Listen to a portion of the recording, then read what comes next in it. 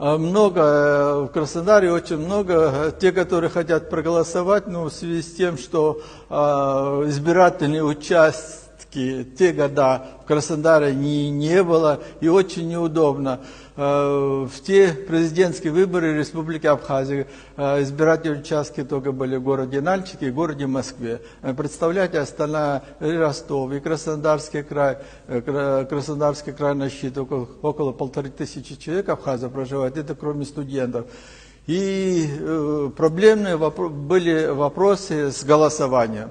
Я думаю, что в этом году может что-то исправиться, если избирательный участок откроется в городе Краснодаре. Это была бы большая польза для граждан Республики Абхазия, находящихся в городе Краснодаре и в нашем крае. Во-первых, неудобно в связи с возрастом, у кого-то давление, у кого-то машину укачивают. Как вы знаете, сейчас самолетов нету, аэропорты все закрыты, экспресс электричкой, то 5 часов только до Адлера, потом переходить границу, на той стороне сесть в машину. Очень неудобно. Это целый день практически занимает только дорога. День на голосование, день обратно, 3 дня терять не каждый может. У нас все граждане Республики Абхазия, которые проживают в Краснодаре, все работают или учатся, чем-то занимаются. Собираюсь, естественно, как гражданин Абхазии, голосовать на выборы президента Республики Абхазия. Чтобы не пропал мой голос, это мой гражданский долг, я хочу исполнить его.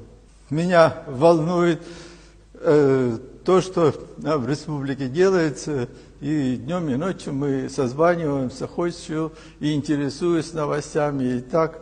Вот на сайтах все просматривают, что там сегодня произошло в конце дня. Я в течение дня, какие мероприятия или события происходили в Абхазии, когда подытоживаю в конце дня каждый день. Хотелось бы стабильности, законности в республике. По определенным причинам есть сложности в наведении порядка, но я думаю, что если мы изберем единодушно президента на следующий срок, я думаю, что подберет команду и сделает Абхазию процветающей.